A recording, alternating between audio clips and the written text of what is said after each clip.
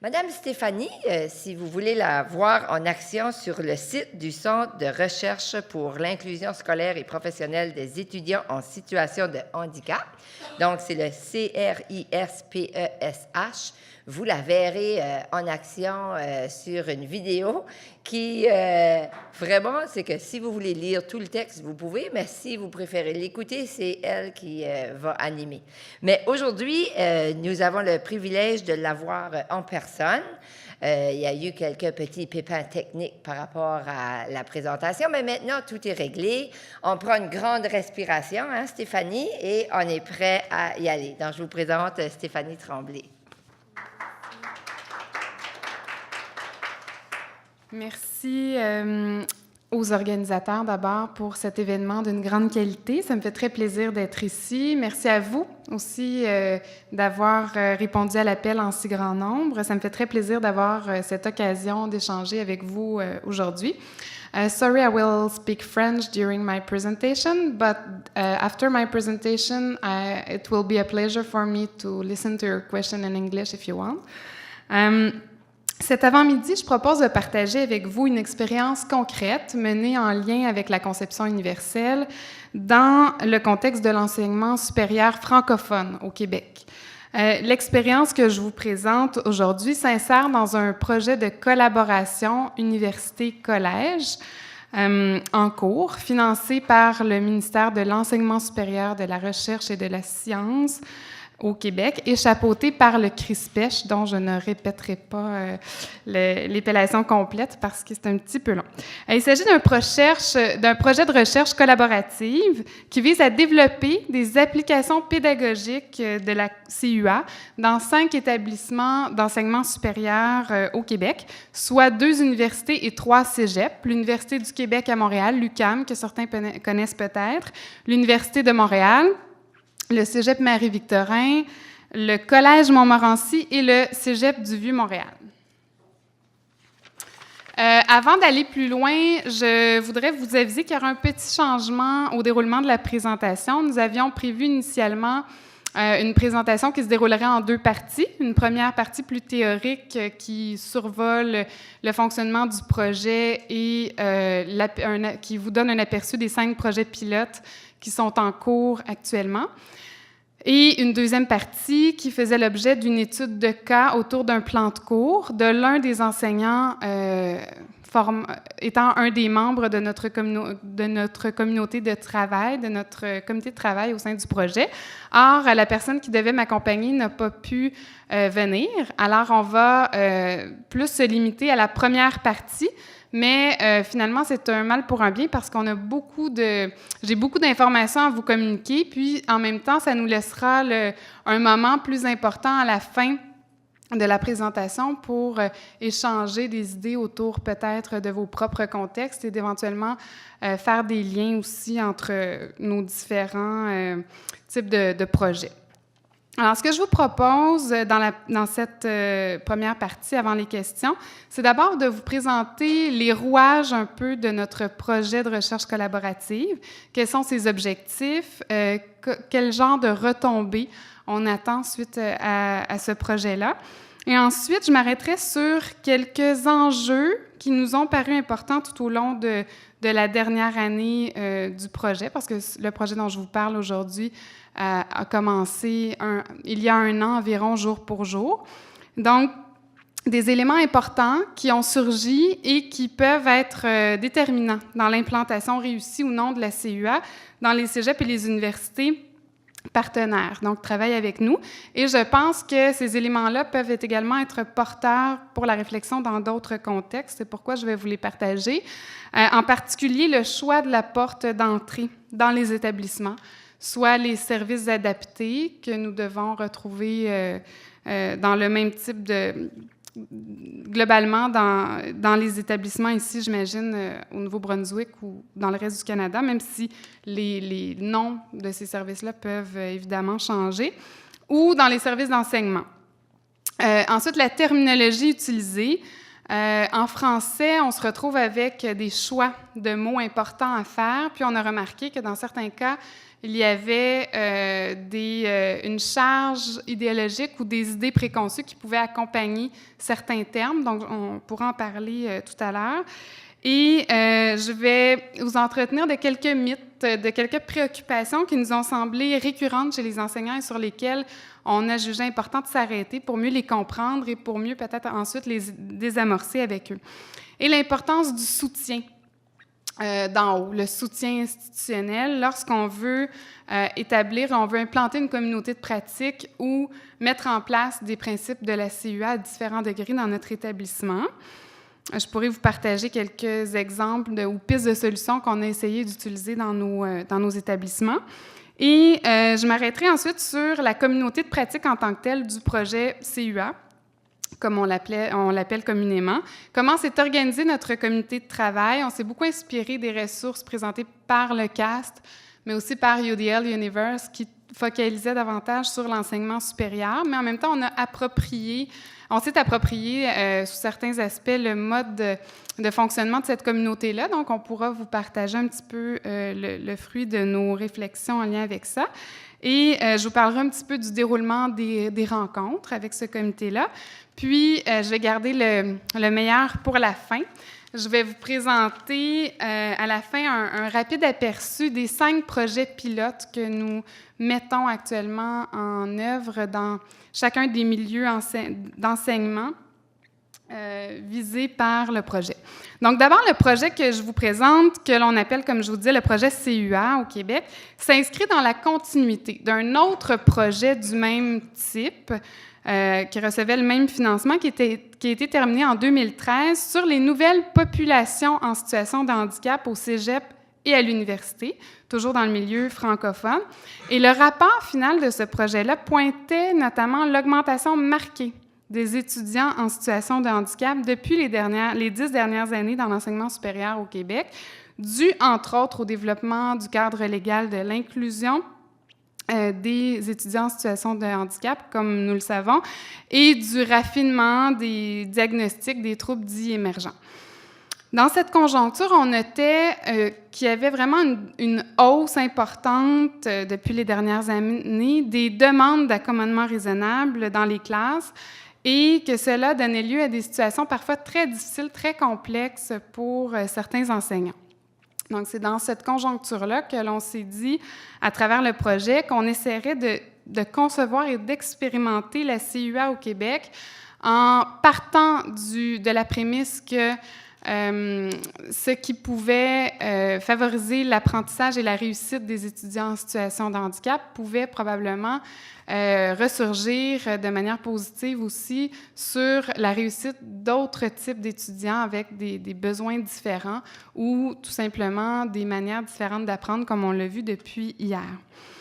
Alors, plus précisément, le projet visait d'abord à adapter le modèle américain UDL ou CUA aux réalités québécoises de nos établissements francophones d'enseignement supérieur, parce que comme on le sait, il y a plusieurs cas, je devrais dire américaines et canadiennes, parce qu'il y a plusieurs cas qui existent maintenant d'application en lien avec la CUA, tant aux États-Unis, comme on l'a vu, qu'au Canada, en Ontario, notamment en Alberta, au Nouveau-Brunswick, mais peu d'exemples existaient, ou en tout cas étaient utilisés dans les milieux francophones.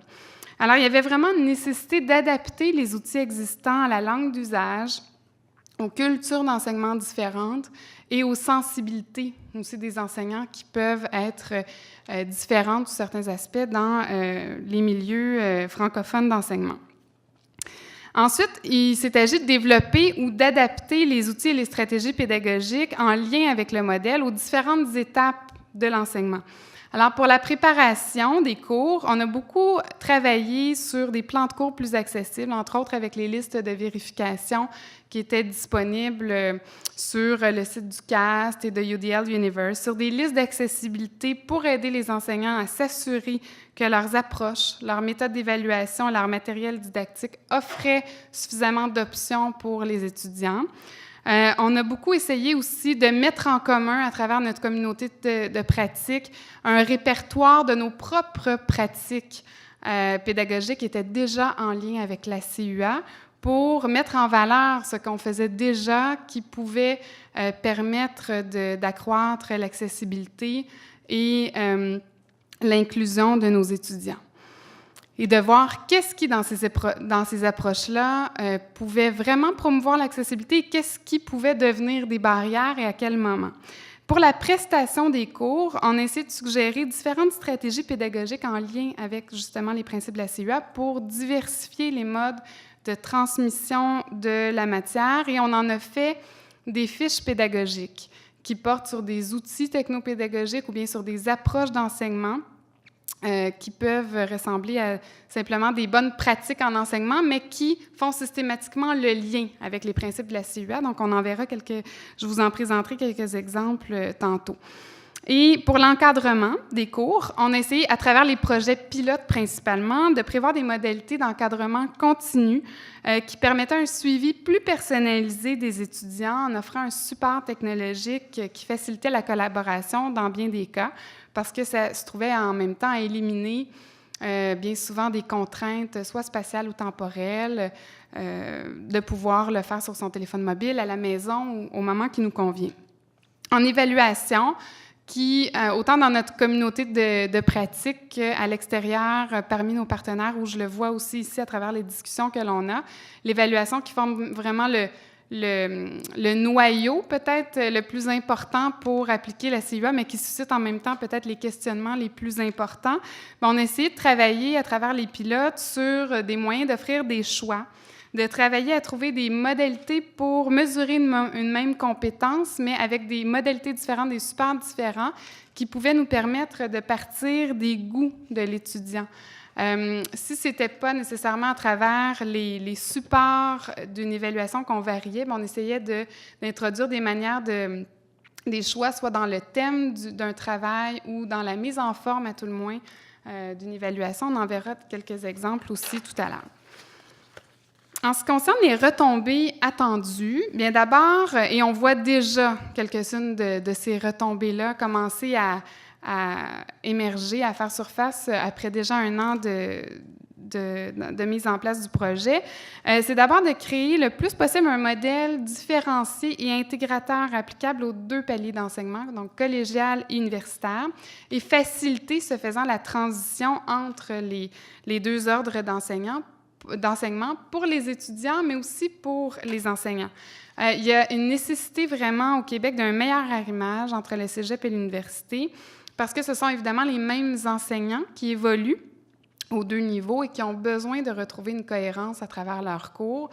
Souvent, ils ont déjà, qu'ils soient en situation de handicap ou pas, ils ont déjà commencé à se familiariser avec les services d'aide, à fonctionner dans un milieu d'enseignement s'ils étaient au collégial. Et parfois, ils arrivent à l'université, ils ont encore une nouvelle adaptation à vivre qui peut être très complexe, surtout s'ils sont en plus en situation de handicap. Alors, avec ce modèle-là, on essaie vraiment de pouvoir bâtir une planification qui soit ressentie comme plus cohérente et plus facilitante pour l'ensemble des étudiants. Ensuite, il s'agissait aussi de rechercher une façon de simplifier la tâche des enseignants, parce qu'on se disait que l'avantage de la CUA, particulièrement, c'était d'offrir une planification qui demande certes peut-être un petit peu plus ou beaucoup plus de travail au début, en amont de la planification des cours, mais une fois que ce travail-là de construction du cours, de la planification est bien bâti, la tâche des enseignants s'en trouve nécessairement simplifiée.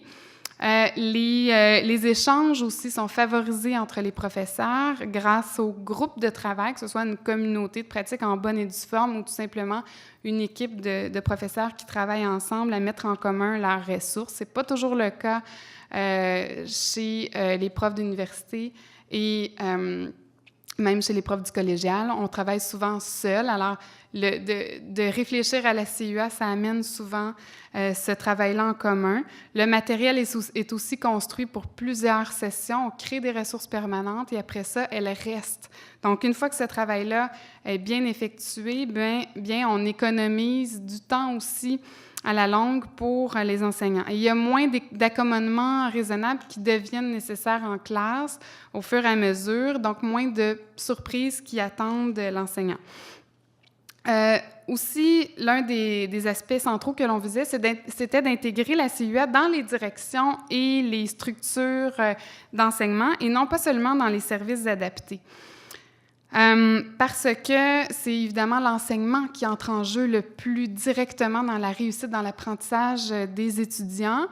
Et jusqu'à maintenant, nous, au moment où on a commencé le projet, la CUA, si elle était connue dans la plupart des milieux partenaires avec lesquels on travaillait, ne l'était presque exclusivement du côté des services d'aide aux étudiants en situation de handicap. Alors, on voulait vraiment essayer de faciliter la mise en contact avec les services d'enseignement, mais ce qui n'est pas facile, parce que quand on parle des fois de services adaptés ou d'idées qui proviennent ou qui sont relayées par les services adaptés, déjà, c'est suffisant pour créer des fois certaines réticences chez les enseignants qu'il faut comprendre si on veut essayer après ça de les surmonter. Alors, ça a été un aspect important aussi. Et la dernière retombée principale qu'on avait en tête avec ce projet-là, c'est vraiment de prévoir, d'avoir en tête un caractère durable du projet et des possibilités de transfert dans des nouveaux milieux, non seulement dans les 5 établissements partenaires avec lesquels on travaillait. Alors, c'est pourquoi on a mis en place aussi un petit site qui est présentement en refonte, là, pour ceux et celles qui l'auraient déjà vu sur Internet, et qui va contenir l'ensemble des ressources pédagogiques sur lesquelles on a travaillé depuis 1 an, qui va présenter également les ressources développées dans le cadre des 5 projets pilotes et qu'on veut vraiment en accès libre le plus complet. On veut faire le plus de liens possible avec ce qui se passe aussi déjà dans le réseau. Et c'est sûr que c'est pas du tout de la même envergure, là, par exemple, ce qu'a présenté le CAST, mais ça va nous permettre de créer une porte d'entrée peut-être pour avoir accès à ces informations-là, puis à cette formation-là qui vient du milieu anglophone également, donc de l'insérer dans les réseaux francophones. Parce que souvent encore, aujourd'hui, malheureusement, on fonctionne en vase clos bien souvent entre les milieux francophones et anglophones au Québec. Et on a déjà eu aussi, ce qui nous réjouit beaucoup, des demandes de collèges secondaires aussi dans le milieu québécois francophone toujours, pour essayer d'initier à leur tour des communautés de pratique, d'implanter la CUA dans leurs approches pédagogiques avec certains enseignants des équipes interdisciplinaires. Alors, on fait aussi ce transfert-là dans d'autres milieux. Et on se dit peut-être qu'à un moment donné, il pourrait y avoir éventuellement d'autres initiatives, peut-être dans les écoles primaires aussi, ou même les garderies, parce que ces principes-là d'inclusion sont les mêmes que l'on change même si on change de niveau d'enseignement ou de milieu. Alors maintenant, les 3 principaux peut-être enjeux qui nous ont marqué le plus depuis 1 an quant à l'implantation de la CUA, bien, je dirais d'abord l'importance de la porte d'entrée de la CUA. Comme on en a déjà glissé un petit mot, il y a une nécessité de dépasser vraiment l'idée que la CUA n'est destinée qu'aux étudiants en situation de handicap. Et d'ailleurs, dans chacune des conférences que l'on fait depuis 1 an, les personnes qui nous demandent de venir dans leur milieu nous demandent systématiquement la même chose. Faites attention, il faudrait vraiment ne pas trop insister sur le cas des ESH parce que sinon le message ne se rend pas. Il y a même un milieu où je suis allée, une université qui a préféré ne pas donner le nom du centre dans lequel je travaillais pour ne pas évoquer l'accent qu'on pouvait mettre sur les étudiants en situation de handicap, mais en même temps, c'est des commentaires auxquels on doit être attentif aussi si on veut bien comprendre leur signification. Pour plusieurs, le modèle se limite à une pédagogie de l'adaptation scolaire. Alors, c'est vraiment ce qui nous a fait penser que l'entrée, dans notre cas, par les services adaptés, parce que quand on a commencé le projet Interordre, on passait souvent par la porte des services adaptés dans les universités et les collèges, pouvait, dans notre cas, en tout cas, aussi nourrir cette perception erronée chez certains enseignants, d'où l'importance de garder peut-être cette porte d'entrée-là, mais de renforcer la participation des services d'enseignement et des conseillers pédagogiques à l'implantation de la CUA, autour de la même table. Et dans notre cas, ce qu'on s'est aperçu, c'est quand les professeurs ressources, qui n'existent pas partout, mais qui sont en quelque sorte le relais, ce sont des enseignants comme les autres, mais qui assurent vraiment le relais de l'information entre les services d'enseignement et les services adaptés peuvent vraiment jouer un rôle d'adjuvant dans l'implantation de la CUA en se faisant le relais entre le SAID, qu'on appelle les services adaptés, et les profs, parce que ce sont des profs. Il n'y a rien de mieux que des profs pour parler aux profs.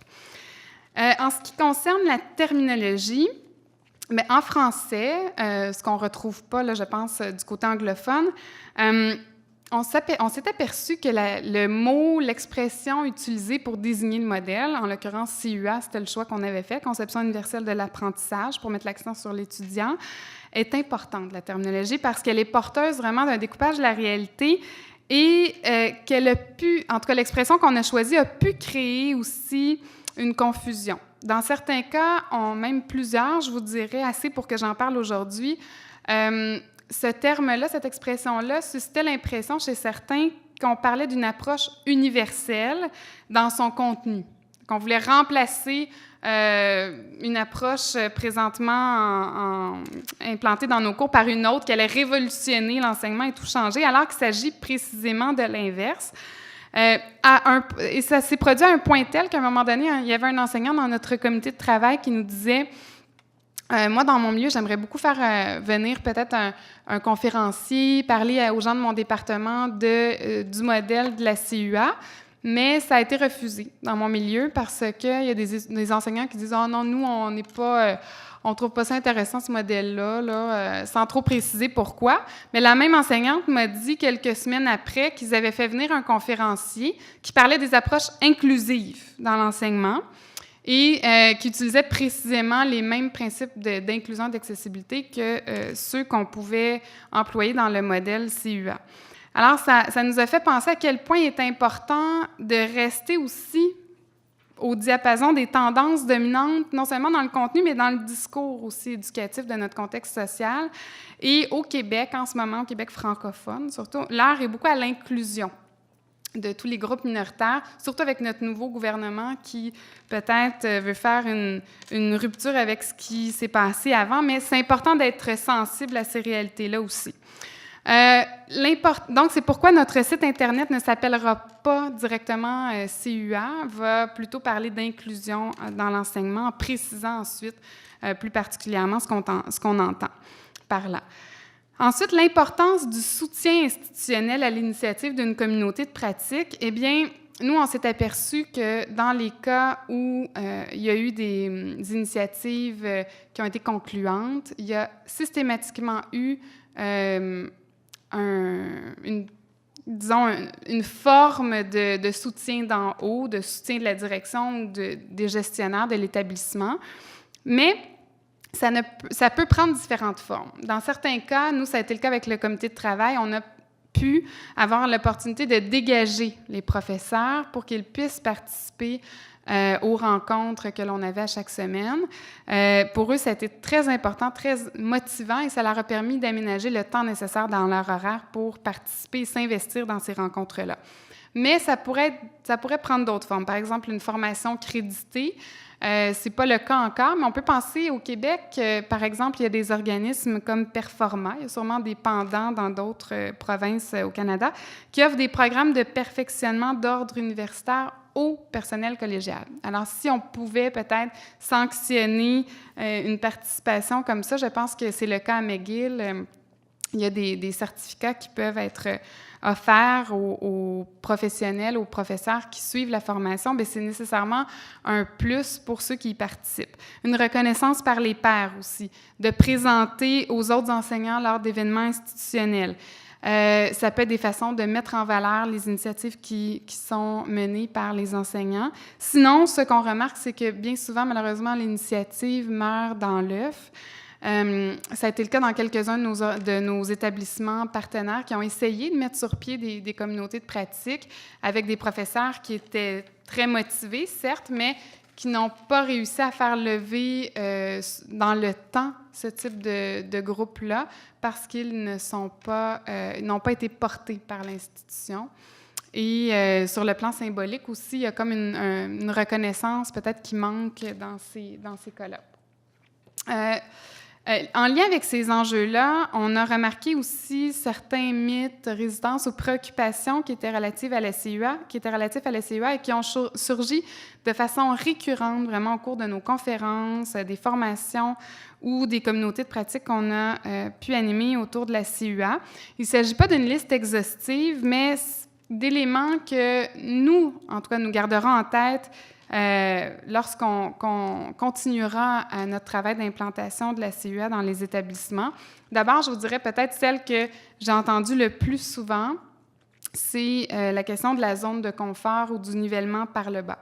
Certains enseignants surtout pensent que la CUA laisse indûment les élèves ou les étudiants dans leur zone de confort, ce qui pourrait freiner leur dépassement de soi.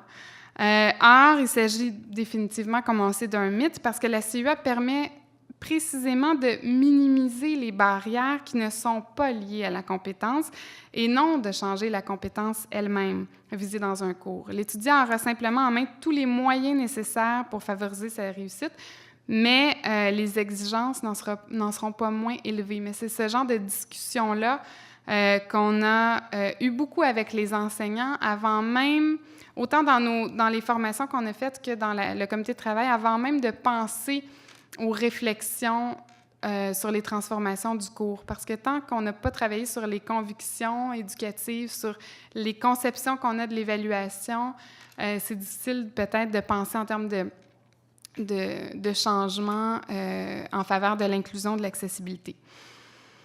La préparation au marché du travail aussi est un élément qui revenait très souvent. Et dans certains cas, cela justifiait l'inclusion de certains critères ou de certaines variables dans l'évaluation qui étaient implicites, qui n'étaient pas nécessairement comprises dans le devis ministériel ou dans la compétence attendue d'un cours, mais qui étaient considérées comme centrales et qui devaient être ajoutées. Alors, par exemple, la rapidité. La rapidité dans la réalisation d'une tâche, dans la réalisation d'un examen, ou dans certains cas, ça peut effectivement être central, mais pas dans tous.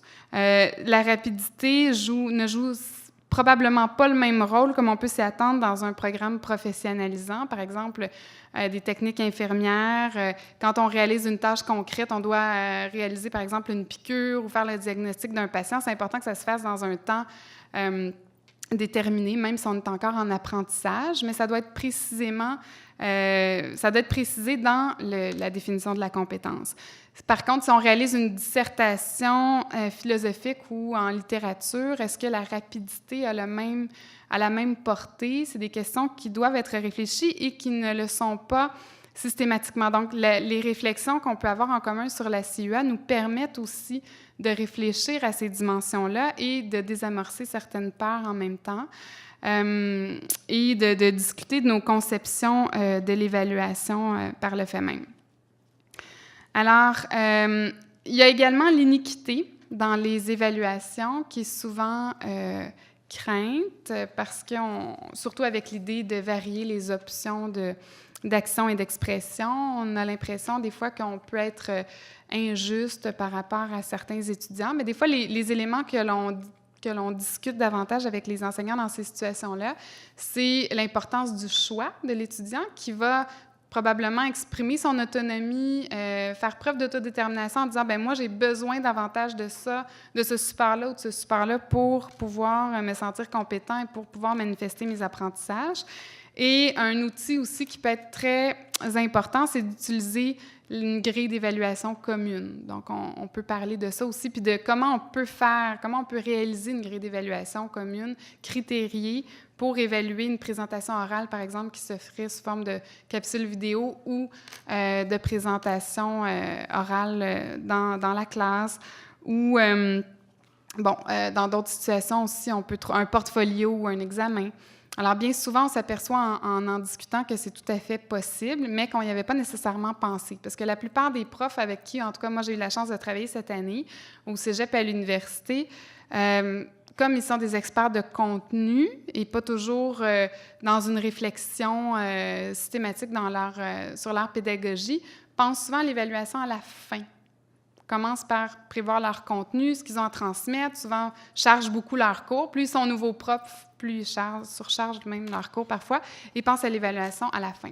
Alors, moi, je vois souvent la réflexion sur la CUA comme avant tout même une façon d'avoir une réflexion, un recul sur l'alignement pédagogique qu'on peut avoir entre nos compétences et nos moyens d'évaluation. Puis, on est en pédagogie, puis ensuite, ou en même temps, on prend en compte les principes d'accessibilité et d'inclusion, entre autres avec les outils technologiques. Mais c'est souvent une réflexion qui n'a pas toujours eu lieu chez tout le monde. Alors, une occasion de prendre du recul.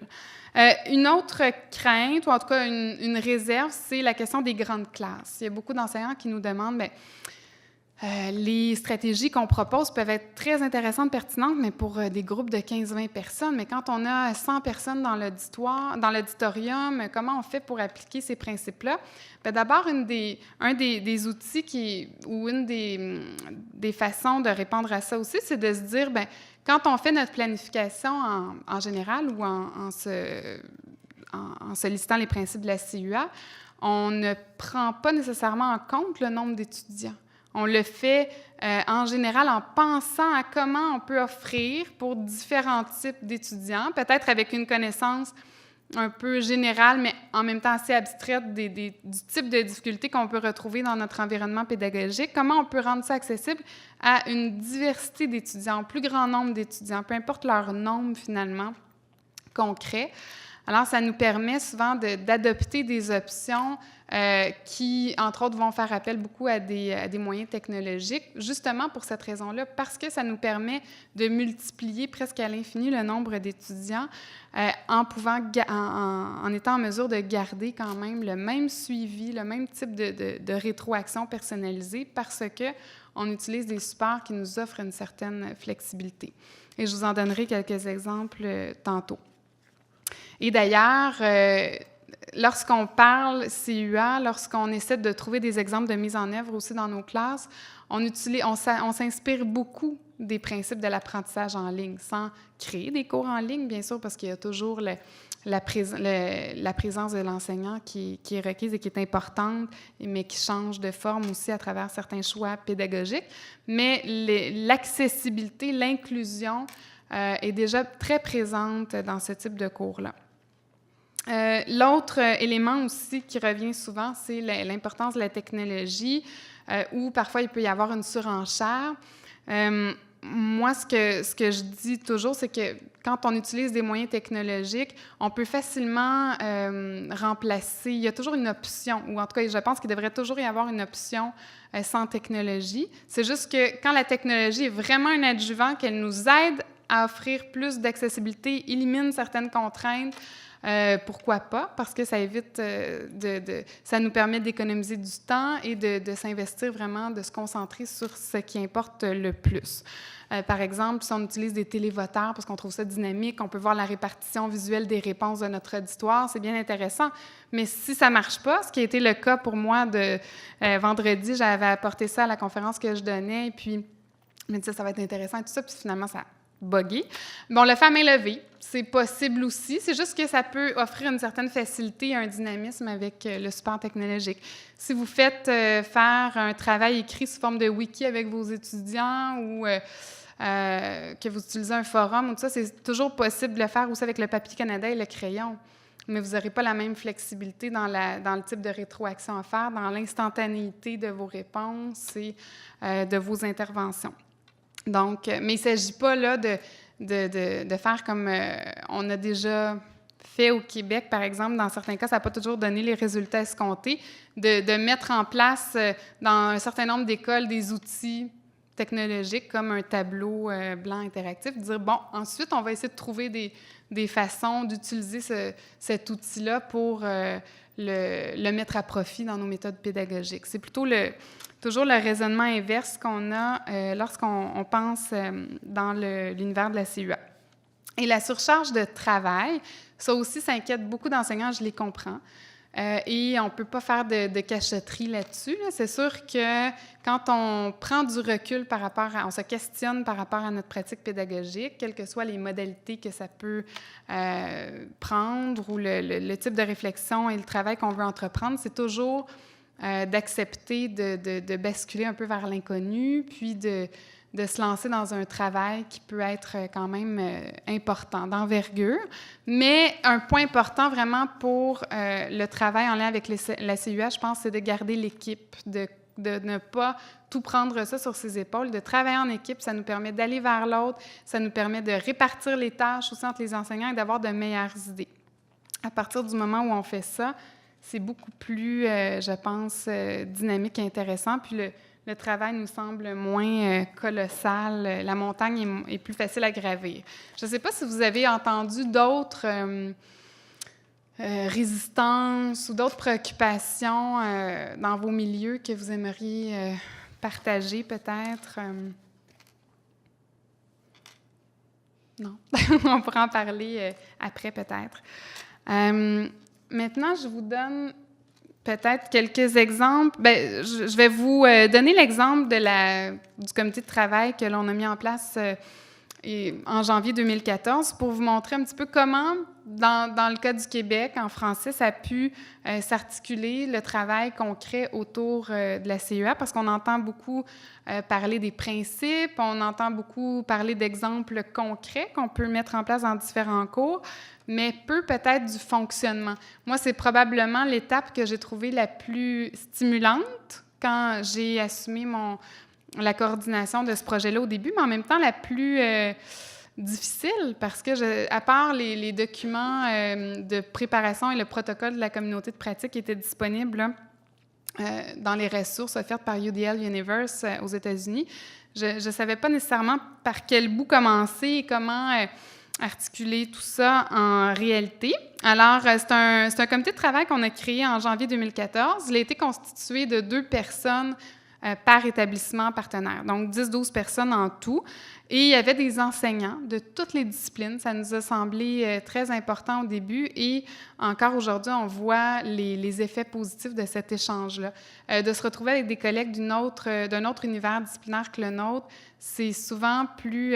ça nous permet ça fait un effet miroir plus intéressant. On peut avoir des questions auxquelles on n'avait pas pensé parce que ces gens-là ne possèdent pas les mêmes évidences, les mêmes repères que les nôtres. Alors, ça fait des échanges très fructueux. On a eu donc des enseignants, des CP, des conseillers pédagogiques, des gestionnaires, surtout au début, qui étaient présents autour de la table, qui voulaient savoir un peu où ça s'en allait. Mais j'ai remarqué aussi que lorsque les gestionnaires ont quitté la table à un moment donné en cours de route, on dirait aussi que ça a eu une sorte d'effet de délier un peu les langues, les conversations, et qu'on était peut-être, on avait atteint un niveau plus profond d'intimité. Alors ça aussi, ça peut être, selon les résultats auxquels on s'attend peut-être avec ce type de comité-là, on peut créer les groupes, les former comme on veut en sachant ces éléments-là. Le mode de fonctionnement qu'on a adopté, c'est d'abord que, d'entrée de jeu, on a créé un site Moodle pour nous, pour déposer les documents préparatoires, pour apprendre aussi, parce que certains d'entre nous étaient beaucoup moins familiers avec les outils technopédagogiques. Donc, on s'est dit, on va se mettre la main à la pâte, on va voir comment ça fonctionne. On a eu, à chaque rencontre qui se déroulait une fois par semaine dans l'établissement qui chapeautait le projet, on avait une petite capsule technopédagogique ou une formation venant de quelqu'un de l'extérieur aussi pour qu'on puisse se former. On déposait toujours nos documents préparatoires sur le site Moodle. On avait un forum de discussion aussi avec plusieurs volets thématiques sur lesquels on pouvait échanger entre les rencontres. L'idée, c'était d'avoir quelque chose en continu qui pouvait se poursuivre même entre les rencontres ponctuelles. Et on pouvait travailler sur des documents collaboratifs. Donc, on avait des wikis quand il était question de construire nos fiches pédagogiques, par exemple, qui aujourd'hui vont être hébergées sur notre site. Bien, on pouvait continuer ce travail-là entre les rencontres aussi. Une personne pouvait proposer un outil pédagogique sous forme de fiche et l'autre pouvait y répondre et on faisait nos choses comme ça. Au début aussi, on travaillait en grand groupe uniquement de 12 personnes et on était plus à l'étape d'avoir les discussions théoriques un peu plus en lien avec les articles, la littérature et travailler avec les mythes, les préoccupations qu'on a vues tout à l'heure. Et on adaptait les outils qui étaient déjà disponibles aux États-Unis surtout, donc liste de vérification du plan de cours, liste d'accessibilité des cours, protocole et préparation de la communauté de pratique. On avait plus des méta-rencontres un petit peu pour mettre en place, mettre la table comme il le faut. Et on travaillait en grand groupe. Mais on s'est vite aperçu que c'était pas toujours aussi efficace. Peut-être à la fin de la rencontre, on avait des fois des gens qui intervenaient moins, comme dans une classe, d'autres qui prenaient plus de place. Alors, on a décidé de faire toujours 2 parties aux rencontres. On avait au début une rencontre plus générale avec tout le monde, puis après ça, on se séparait en petites cellules de 2 à 3 personnes. On avait un petit travail à faire pour approprier une partie des outils ou selon le thème à l'ordre du jour. Et après ça, on revenait en grand groupe partagé. Donc, souvent, les gens appréciaient davantage parce qu'ils étaient plus responsabilisés peut-être à travers la démarche. Puis après ça, on a vraiment entré dans le processus de la préparation des projets pilotes. Alors d'abord, on a commencé en grand groupe, les 12 ensemble, pour explorer les aspects saillants à traiter dans le cadre de chacun des projets. Puis on a continué avec nos petits groupes de 2 à 3 personnes pour plus se pencher sur les mesures spécifiques à mettre en place dans chaque groupe, dans chaque cours. Et ensuite de ça, on est revenu en grand groupe pour vraiment commencer le processus traditionnel de la communauté de pratique et réfléchir en commun aux différents projets qui avaient été mis en place. Alors, c'est ce que je vais vous présenter maintenant, les 5 projets pilotes, en vous présentant chacun des cours rapidement et les mesures qui ont été proposées à chaque principe de la CUA, donc la représentation, l'action et l'expression et la participation. Puis, c'est dommage parce que les enseignants sont en train de terminer un petit peu cette session-ci qui se termine en décembre, l'implantation officielle de leur projet pilote, et ils ont commencé à faire des témoignages vidéo sur leur expérience avant, pendant et après. Ils vont être disponibles bientôt, mais je ne les ai pas encore pour qu'on se les mette sous la dent. C'est un projet aussi de recherche, je vous disais, collaborative. Ça n'a pas la prétention d'être un projet pleinement scientifique parce que le corpus de données n'est peut-être pas assez élevé cette fois-ci, mais on a quand même le souci d'évaluer aussi les projets qui sont en cours. Alors, on a passé des questionnaires qui sont surtout inspirés du matériel développé par UDL Universe, des questionnaires destinés aux enseignants et pour qu'ils puissent faire un retour sur leur expérience et bien le documenter, et un questionnaire, évidemment, pour les étudiants aussi des 5 cours. Alors, ces données-là sont en cours d'analyse et pourront être diffusées, là, entre autres, sur notre site Web à partir de janvier. Donc, le premier cours, c'est un cours d'intervention sociale avec des groupes qui se donne dans le cadre d'un programme de technique de travail social au cégep Marie-Victorin, donc c'est au niveau collégial. Et c'est un prof qui était déjà très, très engagé, qui avait déjà un cours qui fonctionnait très bien, qui était très heureux dans l'enseignement. Mais il y avait quand même une composition dans sa classe qui faisait en sorte qu'il y avait de nouveaux défis. Sa population étudiante évoluait vraiment à chaque session. Il se retrouve beaucoup avec des groupes où il y a une importante diversité culturelle. Pas vraiment de situation de handicap à sa connaissance. Il n'y a pas de biais diagnostique là, vraiment dans ces cours, en tout cas pas à cette session-ci. Mais il y a quand même une diversité importante dans les capacités de ces étudiants, des âges variés. Beaucoup de femmes d'un certain âge aussi qui reviennent étudier en formation continue, d'autres qui sont déjà en exercice, et une majorité féminine. Et pour plusieurs de ces étudiants, ce qui peut paraître paradoxal, mais qui est quand même, ce qui était quand même un point important, c'est que parler devant un groupe représentait un défi. Alors, il s'est dit vraiment que c'était par... la réflexion qui amorçait, c'était par un souci d'accessibilité pour un plus grand nombre d'étudiants. Et en particulier en technique de travail social, on a vraiment à cœur cette sensibilité-là à la diversité de nos étudiants. Puis il se disait, plutôt que d'appliquer des plasters au fur et à mesure et de stigmatiser les étudiants avec des mesures qui pourraient leur faire porter une étiquette, en sachant à quel point l'étiquette peut être lourde à porter dans le présent et dans l'avenir. Et d'ailleurs, plusieurs étudiants en général là, qui refusent d'aller demander des services auprès des services adaptés parce qu'ils ont peur aussi même que cette étiquette-là les suive que sur le marché du travail. Donc, il se disait que c'était très important dans son cas de penser à cette planification-là plus inclusive, mais il utilisait le modèle de la CUA pour réfléchir, mais pas uniquement. Il y avait aussi d'autres perspectives théoriques en tête. L'apprentissage expérientiel, tout ça. Puis ce qu'il trouvait intéressant, c'était qu'on pouvait vraiment faire interagir toutes ces perspectives-là ensemble pour améliorer le contenu du cours.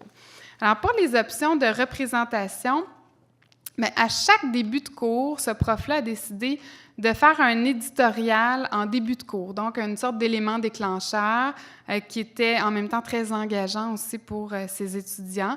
Donc, il présentait un événement d'actualité ou quelque chose de nouveau en lien avec la profession, quelque chose qui touchait la réalité du quartier. Puis, aussi, dans le cadre de son projet pilote, il a commencé à demander à ses étudiants de faire la même chose. Donc, de temps en temps, c'était les étudiants qui commençaient le cours avec une sorte d'éditorial comme ça.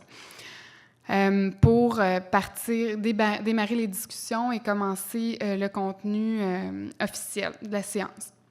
Il a pris l'habitude aussi d'utiliser un PowerPoint ou un support visuel au cours de ses exposés magistraux, ce qu'il ne faisait pas avant dans ses cours précédents. Il mettait toujours les documents, je parle au passé, là, mais en fait, on parle de la présente session.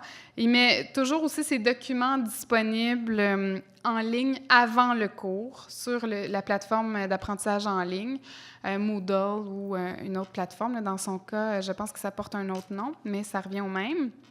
Et il a créé beaucoup des battements, des périodes de pause au sein de chaque séance de son cours pour avoir des discussions en groupe autour d'un livre, d'une vidéo, ce qui n'était pas systématique avant. Pour les options d'action et d'expression, bien, alors qu'auparavant, dans son cours, il offrait une seule possibilité pour l'analyse d'une intervention de groupe, qui était en fait réalisée avec un article que les étudiants devaient lire et sur lesquels ils devaient poser un jugement critique. Il a décidé d'inclure d'autres options. Alors, soit les étudiants travaillaient à l'aide d'un article scientifique, soit ils pouvaient utiliser un extrait d'un mémoire de maîtrise, pour ceux en particulier peut-être qui avaient envie d'aller plus loin en recherche. Et il inclut aussi l'option d'une vidéo, d'observer une analyse réelle, visuelle, et de le critiquer par la suite. Et il y a aussi, dans un autre travail, proposé pour l'analyse d'un groupe d'intervention, donc la dynamique de groupe, d'autres options, alors qu'au début, il proposait plus un travail écrit à propos d'un groupe d'intervention. Il a essayé de coller plus le travail à la réalité du travail social, en disant, bien, normalement, quand les travailleurs sociaux se retrouvent en groupe pour une réunion, normalement, ils arrivent avec un dossier d'intervention et ils échangent avec leurs collègues autour de ces données-là. Donc, il a demandé aux étudiants qui le souhaitaient de créer un dossier d'intervention comme ça et de partager leur découverte, leur analyse avec soit le reste du groupe, soit seulement l'enseignant, mais dans le cadre d'une expérience qui se rapprochait plus de la réalité professionnelle. Et ce qui me disait récemment, c'est que la plupart des étudiants se sont répartis entre chacune des options, ce qui démontre en tout cas l'intérêt pour essayer chacun des scénarios. Il a essayé aussi, à chacun des TP, de respecter une progression dans la complexité de l'intervention en offrant une rétroaction fréquente. C'est pas toujours facile parce que ça peut devenir lourd facilement d'offrir cette rétroaction-là très régulièrement, mais dans ce cas-là, il n'a pas eu besoin d'utiliser un support en ligne parce que son groupe était très petit. Mais on peut se douter que s'il y avait eu plus d'étudiants. Là, je crois qu'il avait à peu près 15-20 étudiants. Mais s'il avait eu peut-être à partir de 30-35 étudiants, il aurait pu utiliser d'autres moyens pour intervenir, pour rétroagir. Pour la participation, ce qui est vraiment intéressant dans le projet pilote de ce professeur-là et de sa classe, c'est qu'il a créé une sorte de laboratoire vivant parce qu'il fait vraiment vivre une intervention réelle à ses étudiants en classe. Au début, chaque petit groupe fait des petites interventions qu'il appelle devant la classe lors des éditoriaux ou pour introduire certains concepts. Et par la suite, ils créent des équipes permanentes et ces équipes-là vont vivre eux-mêmes, vont monter un groupe d'intervention, vont choisir un thème d'intervention et vont la vivre ensemble. Et ils vont ensuite s'auto-évaluer, tenir un journal de bord qui ressemble au journal de stage aussi, au journal d'un travailleur social, et être amenés à réfléchir tout au long de leur expérience de cette façon-là. Donc, les données sont en cours d'analyse, mais jusqu'à maintenant, on a vraiment des appréciations, des commentaires très positifs venant de ces étudiants-là.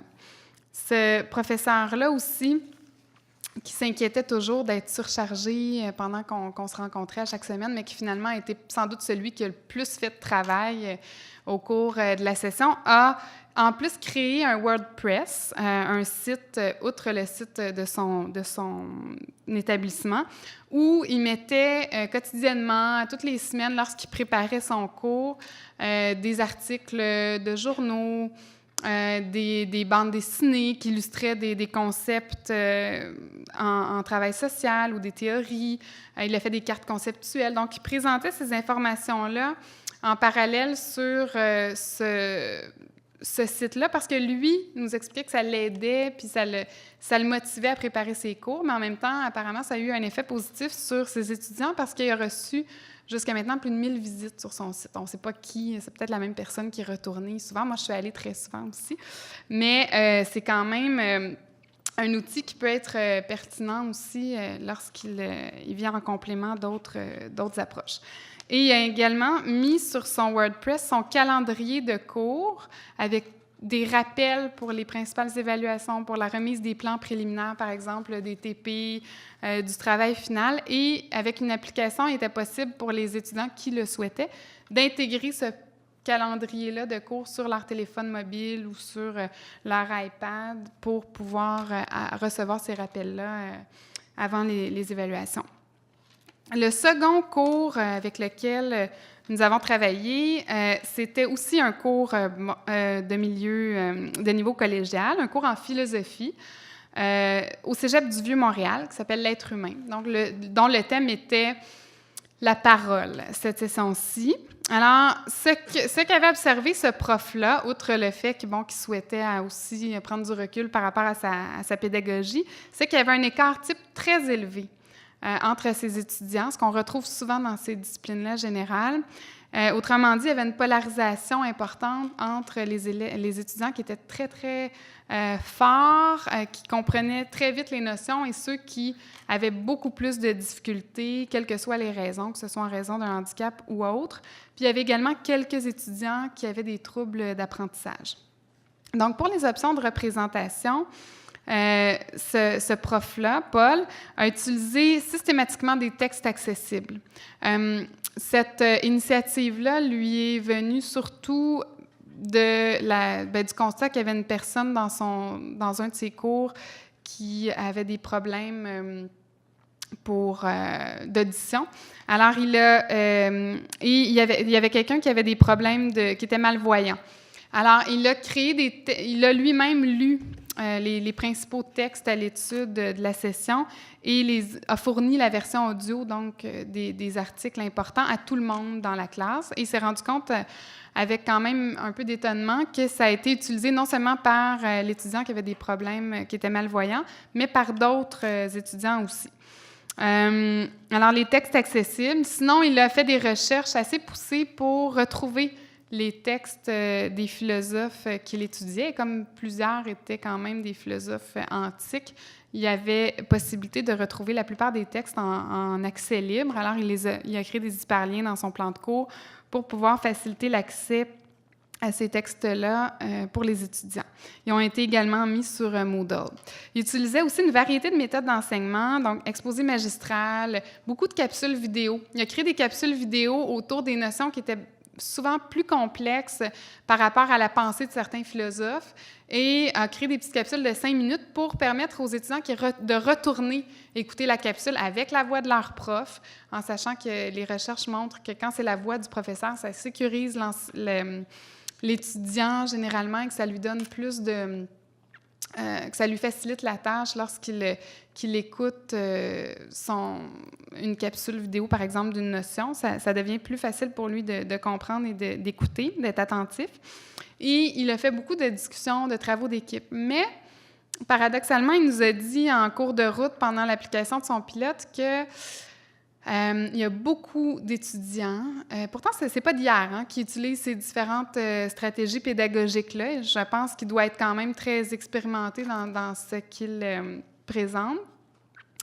Mais il me disait qu'il y avait plusieurs de ces étudiants qui préféraient un enseignement magistral. Alors, il y a eu souvent la demande de revenir uniquement à un enseignement magistral, parce que souvent il variait, mais c'était généralement la méthode qui a été préférée. Alors, il continue à mettre beaucoup de choses sur Moodle, il continue avec d'autres éléments qu'il a proposés, mais peut-être en laissant un petit peu moins de place que ce qu'il avait pensé initialement aux travaux d'équipe. Ce qu'il m'expliquait, c'est qu'entre autres, les travaux d'équipe ou les discussions, lorsqu'elles sont trop importantes dans son cours, peut-être celui-là en particulier, c'est que ça alimentait d'une certaine façon la polarisation entre ces étudiants plus forts et plus faibles. Il disait souvent, ce sont les étudiants plus forts qui vont en profiter le plus et les plus faibles n'ont pas nécessairement plus une compréhension claire à la fin de l'activité. Alors ça, c'est un questionnement qu'il avait encore en tête. Pour les options d'action et d'expression, il a en fait presque tout orienté le contenu de son cours autour d'une rédaction d'une dissertation sous forme de wiki avec un archivage des versions antérieures de tous les étudiants. Alors, dans son cours, dès le premier cours, parce que dans ce cours-là, il faut dire que l'évaluation centrale, ça consiste à rédiger une dissertation comparative à la fin de la session. Et pour leur permettre pour maximiser les occasions pratiques avec ce travail-là, il leur fait faire la dissertation morceau par morceau au cours de la session, paragraphe par paragraphe. Et entre chaque paragraphe, il offre une rétroaction à ses étudiants en regardant les versions antérieures. Il garde les versions antérieures aussi, alors il est capable de voir l'ampleur, l'amplitude du progrès de chaque étudiant à la fin de la session. Et il peut également récupérer ses propres commentaires pour corriger les nouveaux étudiants. Alors, il a dans son presse-papier une vingtaine de commentaires qui reviennent assez souvent et il va les réutiliser lorsque le besoin se fait sentir. Et puis, parfois, il a en ajouté, mais c'est beaucoup moins long qu'il nous expliquait que de écrire toujours pour chaque étudiant le même type de commentaires.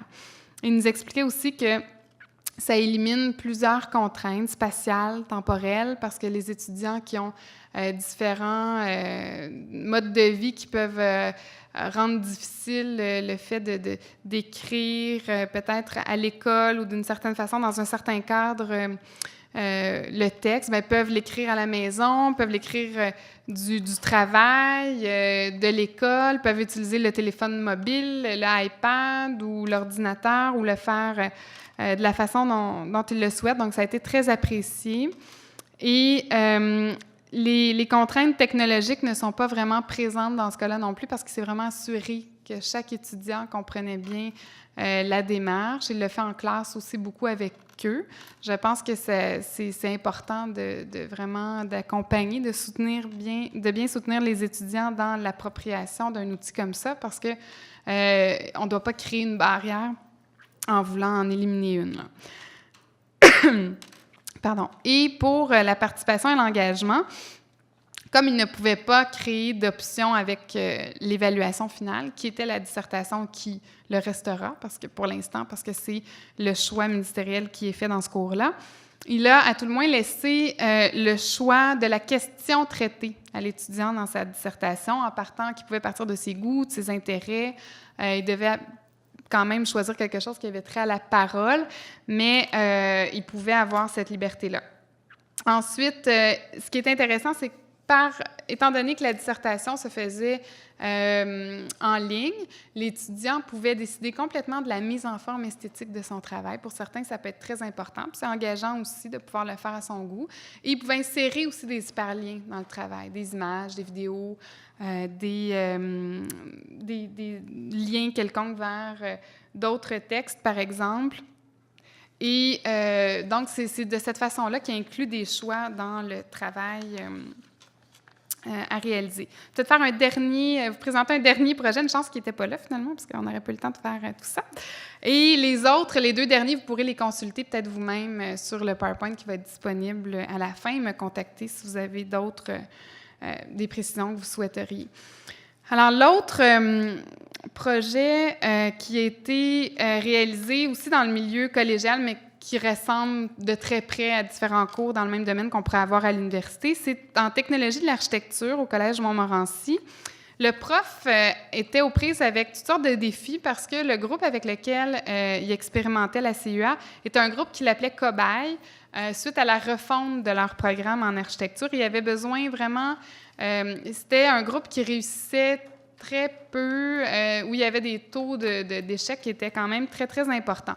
Et c'est une petite anecdote, je pense, intéressante en même temps, parce qu'au début des rencontres avec le comité de travail, il nous disait, écoutez, on a tellement de difficultés dans ce cours-là, qui est un cours de dessin. Il dit, je pense que la solution, je l'ai trouvée, c'est que je vais enlever des dessins à faire. Puis là, une chance qu'on était en groupe, on a pu se dire, bien, là, je pense qu'on a un problème. Là, c'est un cours de dessin. Alors, si tu changes la compétence qui est visée, là, on va se retrouver avec un problème. Et là, on a pu, en discutant, s'apercevoir que ce qui causait réellement, ce qui était le nœud du problème, c'était pas vraiment le dessin, mais c'était le logiciel qui était utilisé pour réaliser les dessins, qui était AutoCAD, qui était utilisé dans l'industrie, et pour lequel il y avait des difficultés d'appropriation importantes. Alors, en discutant, l'une des principales mesures qui a été adoptée pour le pilote, en plus de la plateforme en ligne, des PowerPoint disponibles d'avance et tout ça, puis des choix dans la réalisation du dessin entre une clinique dentaire, par exemple, et une école, bien, il a offert des capsules de formation en français sur le logiciel AutoCAD avec son équipe de techniciens audiovisuels au cégep, et ça a vraiment pu faire monter les taux de réussite et de motivation des étudiants.